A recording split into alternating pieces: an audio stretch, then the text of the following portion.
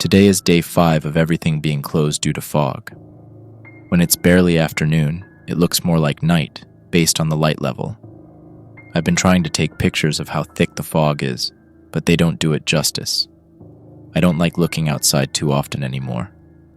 It just looks like there's a gigantic sheet of white paper plastered to the outside of my windows. It might as well be a wall of snow. As of finishing this post, my power has been off for the past half hour. I'm starting to get very nervous and also pretty cold. The last 2 days are the freshest and the most unsettling, but here's everything I can remember. It's been humid and snowing since the weekend.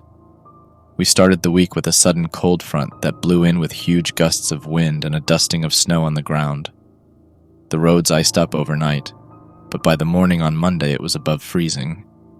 Monday was humid, overcast, and maybe a little misty, but that's all. Tuesday, I got a text alert at 6 a.m. saying the school was closed due to inclement weather. When I looked out the window, it was still only a bit muddy. If I didn't turn the sidewalk light on, the mist was completely negligible. I figured the roads had frozen up overnight, and it was about black ice. Wednesday, the fog was thicker, and it was markedly colder. The school was closed again. I couldn't see the end of my driveway, and all the local news channels were talking about this freak pocket of unseasonable air that was causing dense fog in the whole area. Something about a difference in temperature and high pressure that was making this moisture evaporate and stall right over us. I got one of those emergency alert texts that make your phone scream and vibrate for 10 whole seconds even if you turn the volume down. Roads in the following areas are hazardous. Please avoid driving until visibility improves. List of counties. At that point, I was content to just enjoy the time off. I even went for a walk around the neighborhood, looking at the still bare trees and the few early flowers that had started to come up despite the frost. It was really peaceful, sort of like it gets when we get a whole sheet of snow dumped on us. People like to complain about how much snow we get up here, but I've always loved winter storms. Everybody pays attention to what nature is doing, and the kids get to enjoy a day or 5 off school. The fog was a strange turn, but I wasn't complaining. Normally, if everything's closed around here, it means we're all snowed in and ready to stay that way for a while until we can all dig our way out. They closed the school for the next day before the sun was all the way down. Thursday, I woke up late, knowing I didn't have work to get up for. It was close to 10 when I finally got out of bed and saw what had happened to the fog. I opened my blinds and couldn't see more than 10 feet into the yard. Already tired of being cooped up in my house, I bundled myself up and decided I'd go see how my only neighbors were doing. They live at the top of the hill on our street, so I figured it might be clearer up there. I had no idea when I set out just how difficult the journey would become. Walking through that fog was the most disorienting thing I have ever experienced. I knew the walk was only a short while, but it felt like forever since I couldn't see myself making any progress. There was no indication how close to any landmarks I was. It was just a blank space that felt far away from every destination. It felt like I walked a mile from my doorstep, and I was sure I'd gotten hopelessly lost. It got better and worse in random bursts, and twice I had to bring my phone out and just stand still to keep from panicking. I wanted to turn around more than once, but I wasn't sure how far I had gone, whether it would be a longer trek back by then. The slope of the road with no other context clues made me lose my balance when it was at its worst. It had the same effect as going up a long escalator with a sloped ceiling. You start thinking the escalator is flat because it's parallel with the ceiling, and that's the most consistent plane you can see. And then when you're convinced the floor is sloping up, you start tipping downwards. I'm not sure if that explanation will make sense, but if you've ever been in a subway station with an escalator like that, you'll know what I mean. Finally, I located their mailbox, and the same way the fog had rolled in halfway through the walk, it dissipated. And then there was the house, like it had just spawned in.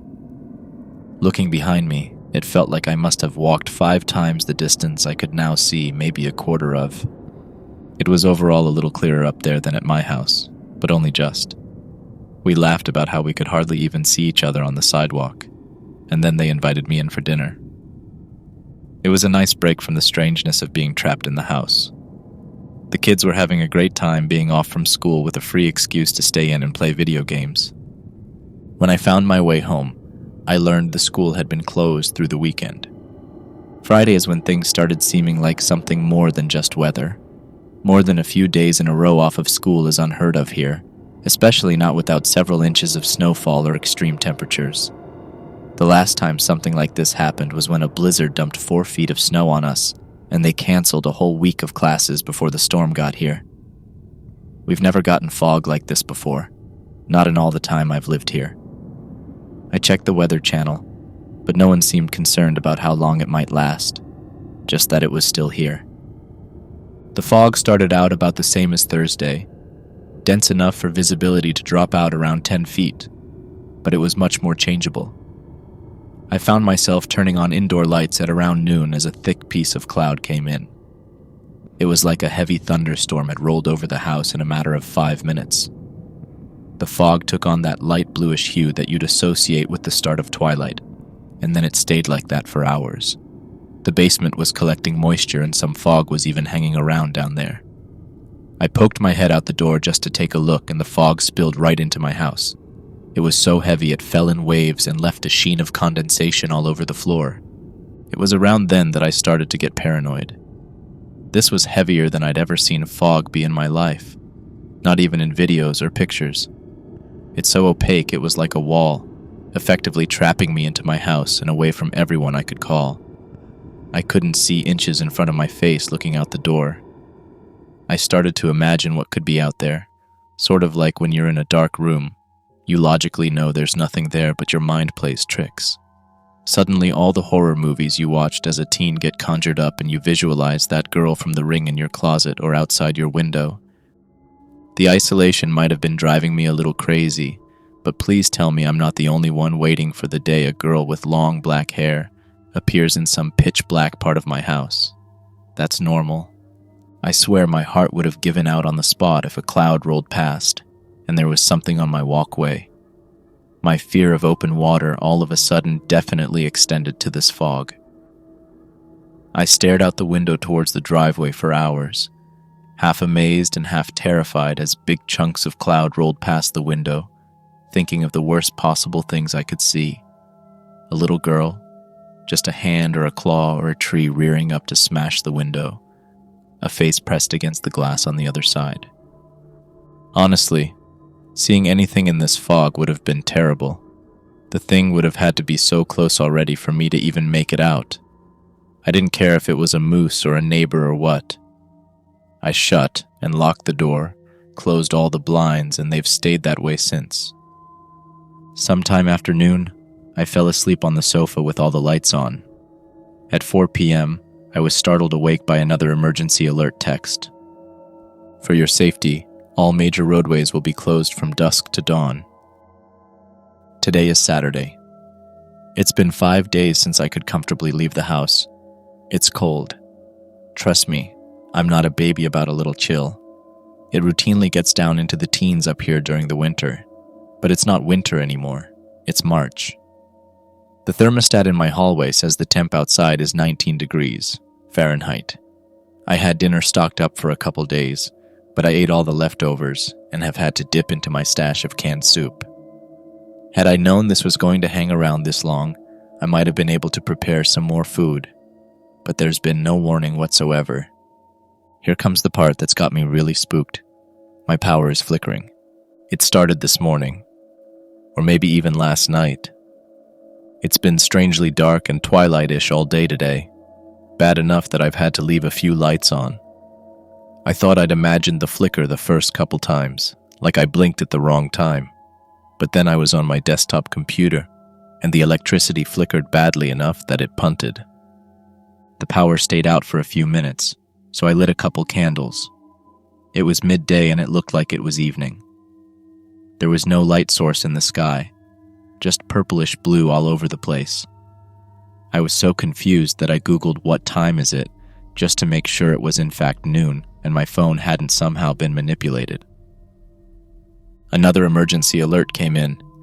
The house is so quiet with the power out and the fog buffering everything outside that it made me genuinely yell when it happened. I was still shaking a little when I read this.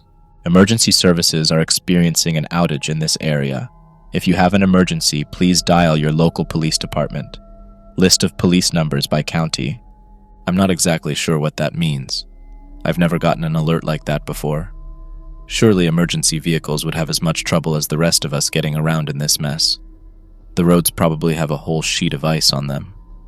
They're warning us that we're essentially on our own for now, which I'm at least 25 minutes away from any police in the first place, but still, it doesn't feel great. As I write this, the power has stayed out for over a half hour.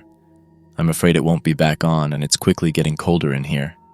Since last night, I've been flip-flopping between being afraid and treating this like getting snowed in for a long weekend. I might have been imagining things out there last night, but I still calmed down and fell asleep later. When I cleared my head, it was just a freak weather phenomenon that was creepier than it needed to be. I started out writing this thinking someone else might like to hear it and get creeped out too, but now I'm tipping back towards fear. My texts to coworkers have started timing out and refusing to send half the time. It takes 10 minutes to load a single web page. I'm not sure how to react. I looked outside again one last time. It's nothing but gray. The air inside the house is getting humid too. Condensation is forming on the inside of all the windows. I'm terrified that the fog is going to find its way inside the house and then I'll be as lost as I was walking in it on Thursday, except that it's gotten even worse since then. If the power stays out and the fog gets in, I don't know what I'll do. I don't know enough about humidity or physics to know for sure that the fog couldn't just find a crack in the woodwork and seep in, especially if the thermostat isn't on. I've been staying upstairs because the basement is still seeping fog, and I don't want to know about it if it's made it into the kitchen. Here's hoping there's some change tomorrow. I'll write again if anything happens, but with how choppy the internet is right now, no guarantees. If you don't hear from me again, assume I got dragged into the mist by a tentacle or a little girl and there's nothing left to worry about. I'm officially convinced something strange and maybe dangerous is going on, and I'm not sure what to do about it other than see if I can wait it out. Several things have happened in the past 2 days that changed the situation. Bear with me. It's a lot to explain. There's a good reason I haven't been focused on writing this up anymore. First, thank you to everyone who responded trying to help. Even though I haven't been able to load the page often, seeing this get activity is really helping me validate what's going on. I wish I could have read them sooner.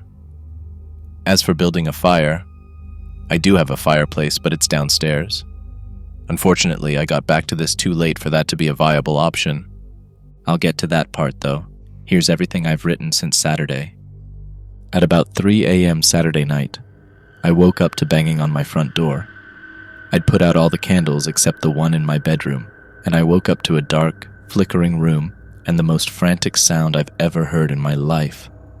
For a while, I didn't move. I wasn't sure if I was fully awake or not.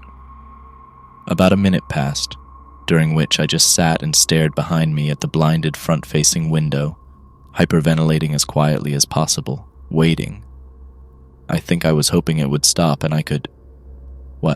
pretend it didn't happen. I'm not sure what went through my head. The banging paused, then picked back up even faster, 2 fists instead of 1.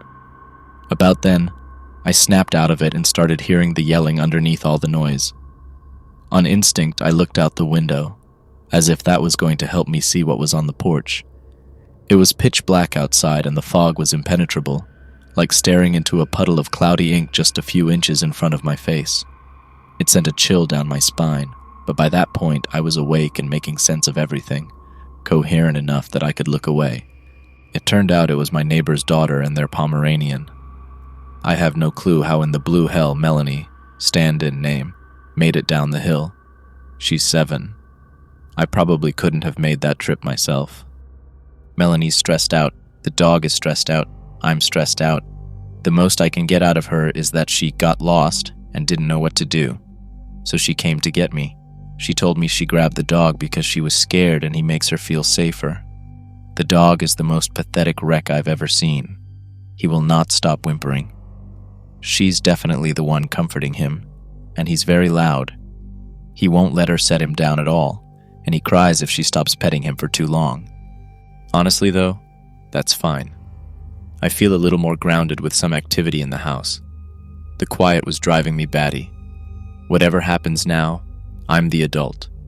This kid needs me to protect her and keep her calm until we can get her back to her parents. We're fine. It's just weather, even if it's not.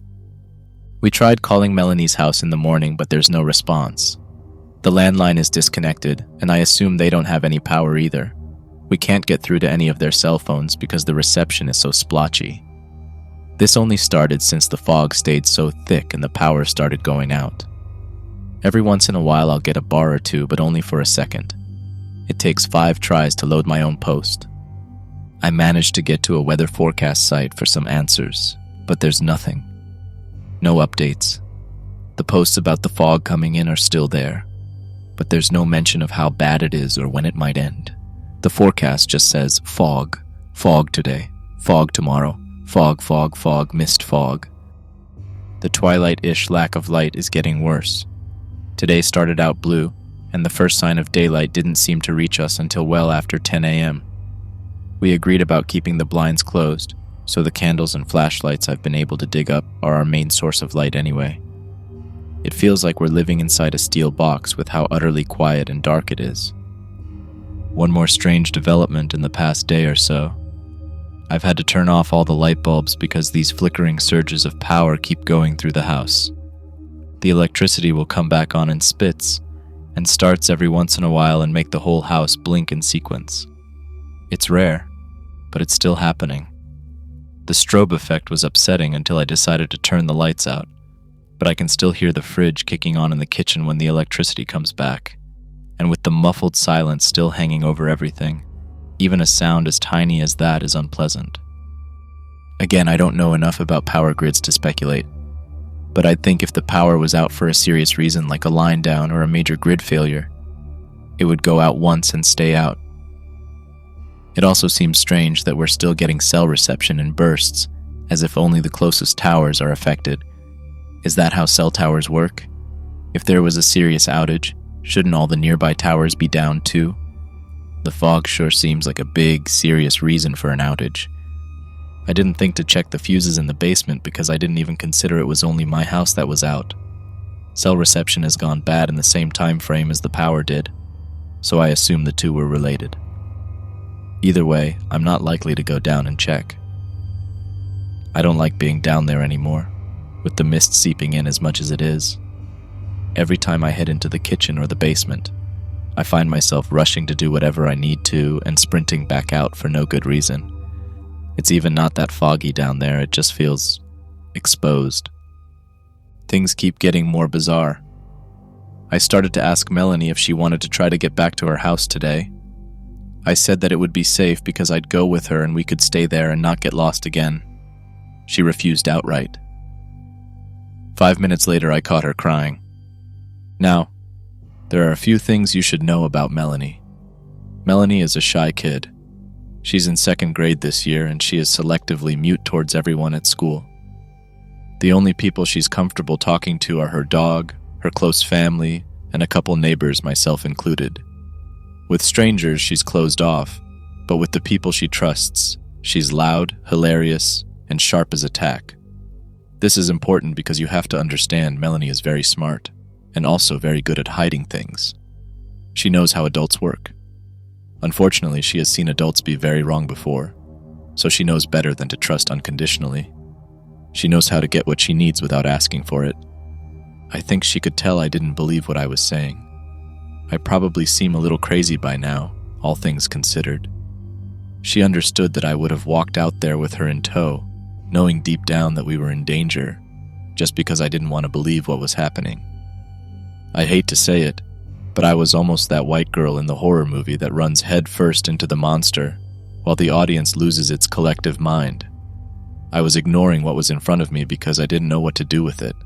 Logically, I know the monsters you see in horror movies aren't real. That chick from the ring doesn't hang out in my basement. Somehow, I had convinced myself this couldn't really be happening. There's not a doubt in my mind now. Something happened to Melanie out there in the fog. I'm pretty sure something happened to her family too. Of course, she didn't just get lost. I never could have believed that. You should have heard the way she yelled when I didn't answer the door right away. So, we're staying put. Luckily, I keep a pretty good stash of non-perishables in the basement. We should be fine to wait this out for a while longer. The longer Melanie is here, the clearer it's becoming how much she is holding back from telling me. She's not herself. She's trying to act brave, but almost all traces of the upbeat, precocious 7-year-old I know are overshadowed by a bare survival instinct. It's haunting just to witness. I have no idea what's going on in her head, or what she might have been through. She holds on to her dog like a lifeline. She doesn't want to eat. She won't go near the windows, let alone anywhere close to the kitchen, which opens to the basement and a sliding glass door. Right now, she's sleeping in the middle of a mound of pillows and blankets in the upstairs hallway with all the interior doors closed. It's the only way to avoid line of sight with a single window in this house. We called it a pillow fort when we put it up, but really it's where she feels the safest to sleep. This is the first time she's closed her eyes to rest since she got here last night, so we've both been awake for going on 20 hours. I won't be awake much longer either at this rate. Now that Squib, the Pomeranian, totally not a stand-in name, is trotting around while Melanie sleeps, I'm noticing he's acting strange too. I don't think he can see very well. He keeps picking his steps at about half his normal speed and then bumping the side of his face into corners anyway. I watched him go for the stairs, paw at the edge like a horse, and turn around as if he'd decided against taking the chance. He startled a little when I went to pick him up to investigate, like he hadn't seen me coming. When Squib finally calmed down enough to let me get a good look at him, it was obvious something was wrong. There's some kind of film, or maybe a cloudiness in Squib's eyes. At first, I thought it was just on the surface and it was something like a cataract, or some kind of dust that had made it into his eyes. But as I looked more closely, it seemed to be less on the surface and more internal. His irises are mostly normal, but inside the pupil, there's a big pale area reflecting some of the light back out. It looks like when an animal's eyes reflect bright lights in a photograph, only much more subtle and purple. I'm not a doctor, but I shined my phone flashlight around and his pupils still contracted, even if it might have been a little slow. He was slow to start squinting in the light too. He might be able to see light and shapes at this point, but not details. Squib's not that old. He can't be more than 5, and he still has the personality of a puppy. I'm not sure if this might be a stress-induced problem, or if this is a common medical issue with Pomeranians. But he definitely can't see much. At least he seems calmer than he was before. If he's upset by the sudden lack of sight, he sure doesn't show it. It's 3 a.m. again and none of us are asleep. I'm dead on my feet, and Melanie is dozing every 5 minutes only to startle back awake. This is the second night of us both being sleep-deprived, and it's miserable. After that last section, I fell asleep for what felt like 10 minutes before Melanie woke me. Squib was standing at attention at the top of the stairs, looking down towards the kitchen, where a distant, vaguely rhythmic noise was filtering up from the basement. It sounded like a voiced hissing. I'm too exhausted to think of a better descriptor. At the time, my mind translated it into something like a person with a wheezing laugh. It would follow a repetitive rhythm for a good 10 seconds, then ramp up faster and louder for just a few, like the cadence of a person with a cackle. The sound was very small in retrospect, but like I keep saying, the quiet does things to your senses. It turns the tiniest scratching noise into a set of claw marks, a clicking into the tap of a single nail against a window. We sat there for a tense minute trying to figure out what to do. It wasn't stopping. Squib was starting to bark at it. I was about ready to lock us both in the bedroom and wait it out, but something stopped me. The longer I listened, the more mundane the sound seemed. It was patterned, not intelligent. The image of someone cackling was only in my head, just like everything else I've imagined. There absolutely was not some scraggly black-haired ghoul laughing itself hoarse in my basement. When the panic faded, it suddenly sounded more like a broken air vent. I wasn't going to let us be terrorized by something that wasn't even alive. I took a flashlight, walked downstairs, determined to find the source. The door between the kitchen and the living room was cracked, and I could see the beam of my flashlight turn more solid when I got to the bottom of the stairs, revealing that there was fog hanging low in the kitchen, filling up from the basement. The sound was definitely originating from someplace down there, a little sharper and more layered in its hissing now that I was closer. The fog was brimming at the top of the steps, the surface of the cloud layer lapping up onto the kitchen tile like a pool of water. It wasn't as opaque as the stuff outside, but it was similarly as heavy and as viscous. There was nothing alive down there. I had to be able to prove that first. So, logically, I took the nearest thing worth throwing, which happened to be a water bottle, and chucked it straight down the stairs.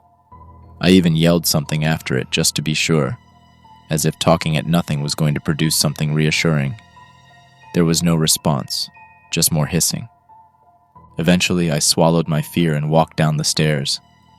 The mist wasn't quite pea soup thick, but it was getting there. My flashlight still barely made it to the opposite wall, so I was able to navigate just enough to follow the noise. The first thing I noticed when I got to the bottom stair was that the basement had started to smell. The moisture must have been causing rot already, or there was some food left out down there because it smelled like some kind of decay. I still can't put my finger on what it was exactly, but there was a low note of something vaguely moldy in the air. It didn't seem to come from any direction, just lingered in my sinuses. I didn't have time to try to track it. Secondly, things were not just damp, but covered with a layer of water droplets.